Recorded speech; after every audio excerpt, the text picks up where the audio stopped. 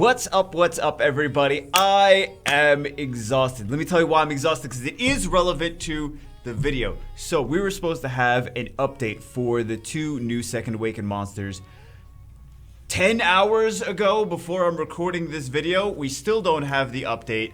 I was up all night until 10 o'clock in the morning, and I'm like, okay, I'm gonna sleep for an hour, and then I'm gonna set an alarm to wake up and see if the patch hits. No, go back to sleep for another hour, set another alarm. That's where we're at with, and you wonder why I am not super fond of Comptos. So there is some information as to why that's happening. So if you don't know what's going on, there is on Android, there is the update. You can update it. It isn't published live, but you can download the update data from the App Store, from Google Play, right? So you can already do that on there. But on iOS, you can't. So they're still waiting. Right now, the reason that we don't have an update is because they're pending approval from iOS. And the reason for that is that iOS is not their approval is either delayed or potentially rejected, which they can do for.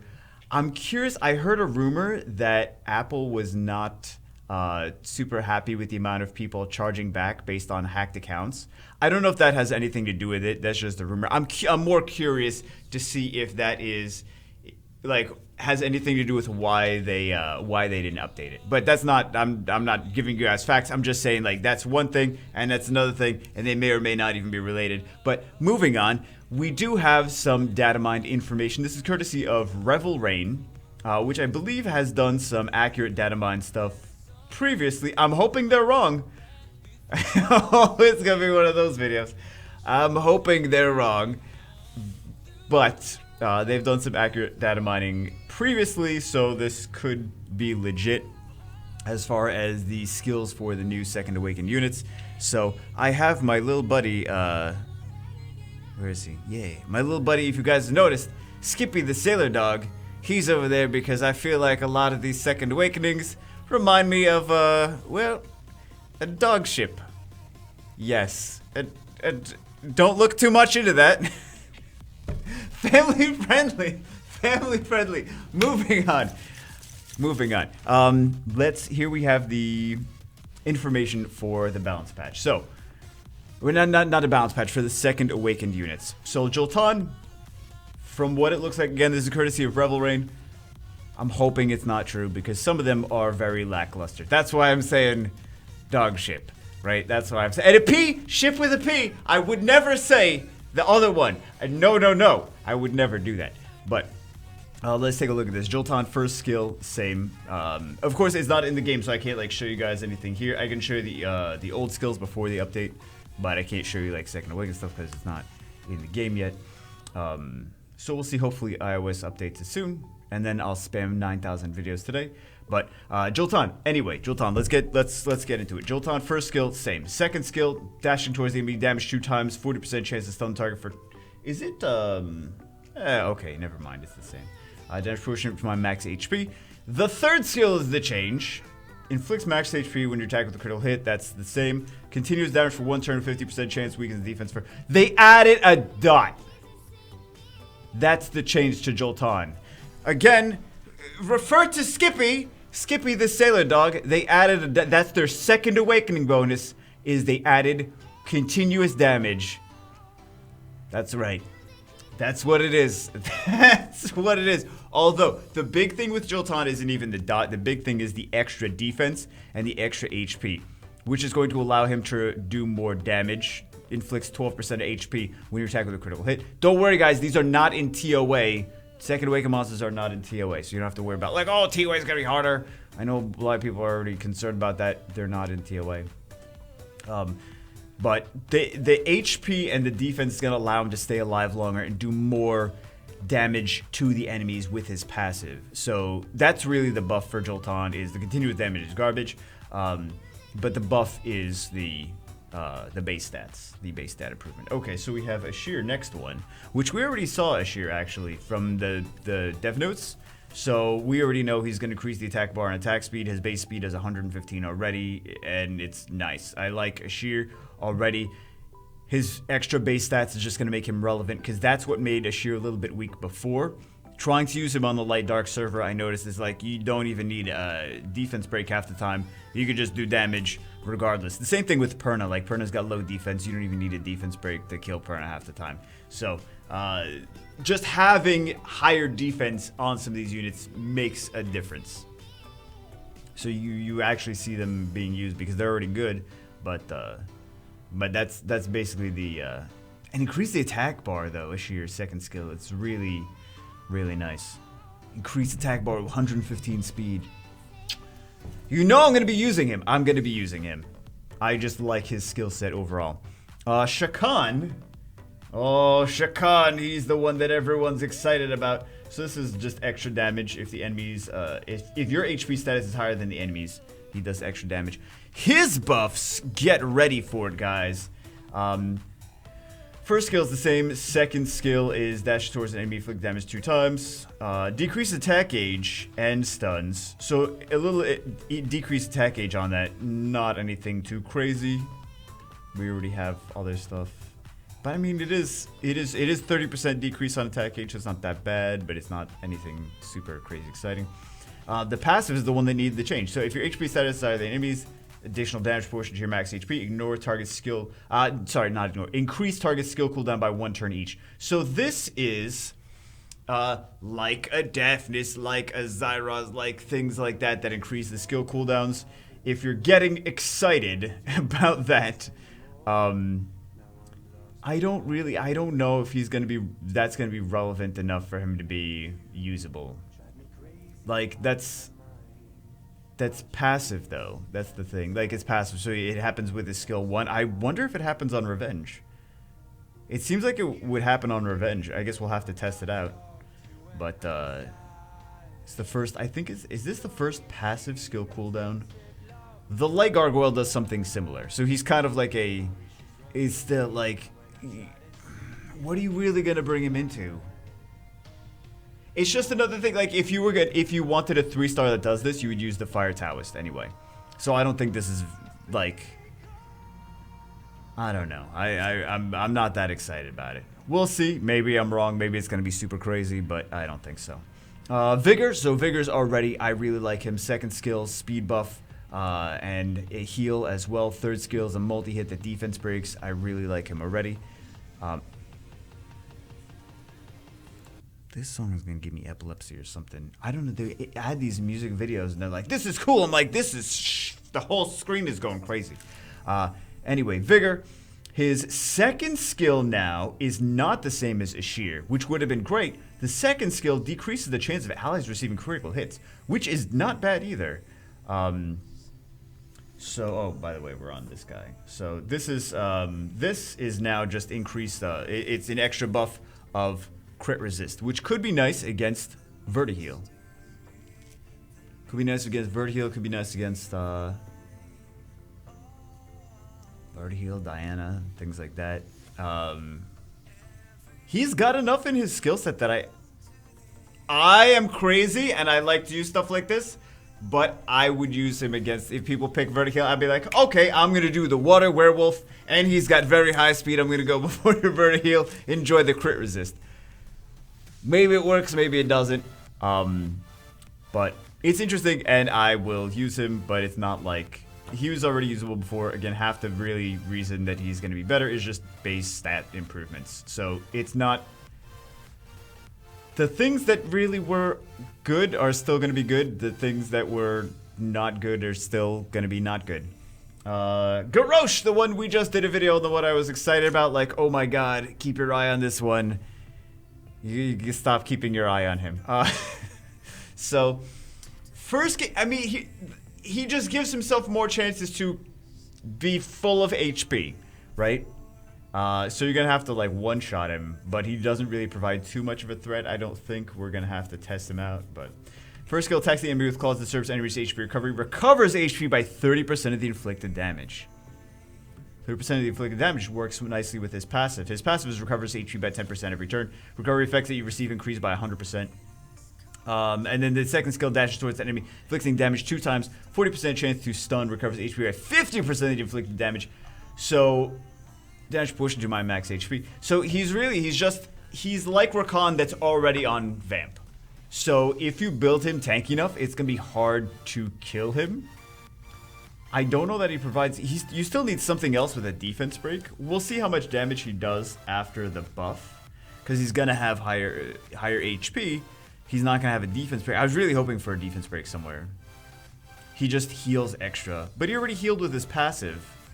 And I don't think he really needed extra heals on top of that.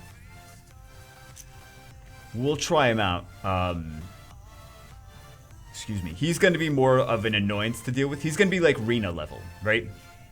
He's going to be annoying to deal with. You may see him in a stall arena defense, right? Because he's going to be he's going to kind of be anti-Zaros, I guess. And he's going to be well, not really anti-Zaros. He's going to be like, he's definitely anti-Lucian, but I'm thinking like it's a passive, right? So if he is on Nemesis or whatever, and the Zyros can't kill him because he's got super tank, and then he cuts in and he like is on Violent Nemesis and he like Violent procs and he heals himself up to full again, he could be potentially annoying. You may see him in a stall arena defense. I don't really think that he provides... I don't know. I don't think that he provides much of a threat. We'll see how much damage he does with the second skill. Because that seems to be the moneymaker. You still need a defense breaker on the team if you want him to kill anything, though. Naomi! Where is... I was right there. I saw the Marshall Cats, too. Which one is Naomi? This one is Naomi. So this is the one that we built on the free-to-win server. Energy Punch, Spinning Punch, stuns the enemy with 50% chance. It's just extra chance after the buff. Never mind. Never mind. Unless that's... Well, is that before or after the upgrades, though? I guess we'll see. Actually, it seems to be before the upgrades. So, it is a buff. Anyway, launches 2 consecutive attacks on enemy, leaving a branding effect for 2 turns. A brand! Okay, so the brand is new. I read that differently the first time I saw it. And then she does damage with the third skill. Damage based on harmful effects. So it already does that. Critical rate is at 100 if the enemy... It's just extra. It's just a little bit better version of herself. We'll see with the... I wonder if the damage multiplier is going to change at all. But the base attack would have to be like noticeably different. Because she could be like a crow, right? We saw her in the other video. She could be like a crow. But we'll see how much the base attack really changes after the patch. More crow-like. Xiao Ling. Okay, let's take a look at Xiao Ling's. Energy Punch, stuns, damage increases according to your max HP. Counterattack, increasing critical rate. Counterattacks when attacked. The attack bar is increased by 50%. And your damage received will be reduced by half when you get attack while the skill is on cooldown. Which is nice. Damage received by half. Damage mitigation is pretty nice. And then we have Lonely Fight passive, absorbs the attack gauge by 50% if you attack a monster with same or lower HP status, recovers your HP by 50% of damage dealt if you attack a monster that has better HP status than you. She's kind of like, hey, I don't know, I don't get excited about her. I know other people are like, Xiao Ling is gonna be awesome. I'm like, okay, we'll see. She's a tanky bruiser monster. We'll play around with her. We have her, do we have her built on Light Dark? Or did I got her ready to build. I don't know if I 6-starred her yet. But she's ready to 6-star anyway, if we didn't already do it. She's a tanky bruiser kind of thing, but...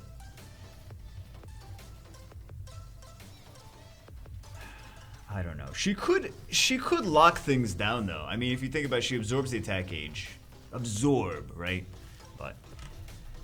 It's kind of one of those things like, I'm not on the Xiao Ling bandwagon, but I know other people are. Miho. So Miho is the dark one. Skill 1, stun and recovers HP by 20% of the inflicted damage. Second skill, inflicted damage increase, decreasing the enemy's attack gauge by 25%. Remember, decreased attack gauge is not absorb. Decreased attack gauge just decreases it. Absorbs it is decrease plus you gain it. Eye for an eye passive, increase your attack bar by 30%, counterattacks the attacker when you're attacked with a critical hit. You won't get defeated with critical hit attacks. This is kind of the interesting part of the Miho. This is the interesting part of Miho, that she can't die from crits. So you have to not crit on her, which could make her relevant between her base speed and her just being super annoying, cycling turns and not dying because you're critting too much. We'll see. This is somewhat interesting to see what it could potentially be, but I could see that being annoying.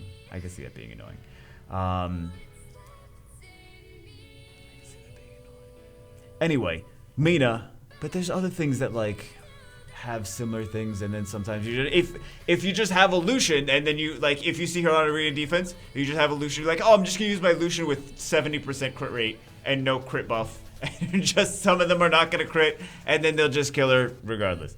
But no, it's kind of interesting to see what, like how she, cause it could be like a Garo situation where we actually do see her in the meta. Anyway, Mina Water 1 attacks with Spinning Punch, stuns the enemy, first skill, chain attack, absorb enemy attack gauge. So this is different than Miho. If we look at it, Miho just decreases 25%. Mina absorbs by 25%. Very different. Head-to-head passive critical rate would be 100% if the enemy has no harmful effects. Attacks target one more time with energy punch when you attack with critical head on your turn. We'll test her out. I don't get that excited with her. I don't know why I don't get excited with these martial cats, man. I mean, it just feels like,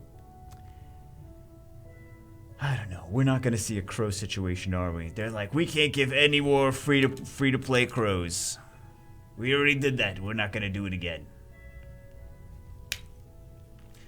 The base stats changing is the biggest thing, in my opinion. But we'll see. I mean, sometimes we're wrong, and sometimes it's like, oh, this was really crazy. How do we not see that? I think the LD ones, I don't know if they're going to be in the shop. We'll find out soon. But I think the LD ones are the most exciting of all of them. Anyway. May, what does she do? Spinning Punch stuns the enemy. First skill, counterattacks increase the critical rate, and counterattacks when attacked. Your attack bars increase by 50%. Damage reduced by half when you get attack while the skill's on cooldown. So it's again the same one as the other one, which is kind of nice. Damage received reduced by half. Damage mitigation is nice. Destructive Punch inflicts damage proportion to your max HP, while Strength and Energy Punch destroys target's max HP by 100% of the damage dealt. 100% damage, because like destroy by itself is like, okay, whatever. But this is, we'll see the multipliers. Destroys target's max HP by 100% of the damage dealt. 100% of the damage dealt. So, yeah, it's 30% now, and it's gonna go up to 100%. Potentially nice against what's super tanky. Here's the thing, which, take this into consideration. When you destroy, a lot of times you're like, I don't care too much about destroy. Who cares about destroy?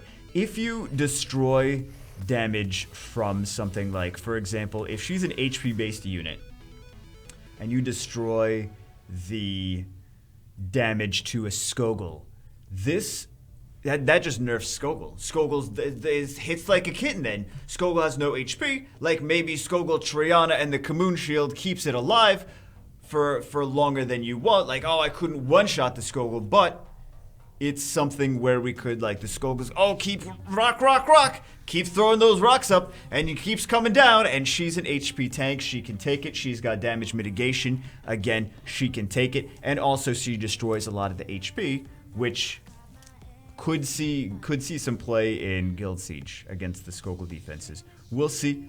Could be very exciting to use in there. All in all, I mean, there's some things that seem a little bit more exciting than others. I think the light dark ones are going to see the most play. I'm excited to use the water werewolf. I don't think too much change though. I think a little bit change. We may see some things used in Siege. We may see some things with some potential viability in, I think a Shear has some potential viability in RTA. Jolt On's going to be better. Jolt On was already good. The things that are already good is now just better because base stats. Base stats are a really big thing, guys. I know maybe a lot of early game players don't realize this. I didn't realize this when I was early game. Base stats make a big difference. Base stats and multipliers, damage multipliers. Like however much it hits, like if you put good runes on it, does it hit for a ton more damage? has a really high multiplier, or does it have like a weak multiplier, and you're like, I stacked crazy runes on this, it doesn't do that much damage. So it's a lot of the stuff that you don't really see or pay attention to. But I didn't really, when I was early game, I didn't really even pay attention too much to the multipliers, and I didn't appreciate the base stats as much, which I learned to appreciate base stats over the course of time. I'm like, you know what, if it's got 120 base speed and like 12,000 HP, that could be interesting. Well, we'll take a look at that. So, kind of similar to, I'm curious to see what the base stats on some of these cats are. Interesting, but we'll see how it actually works in some battles. I don't know. They're a little bit better than they were before. So anyway, what do you guys think? I think they may have some viability. I know I'm just talking. I got like 3 crappy hours of sleep, guys. I'm sorry, I'm just rambling on and on and on now. Whatever. Hope you guys enjoyed. Hopefully we see the patch today.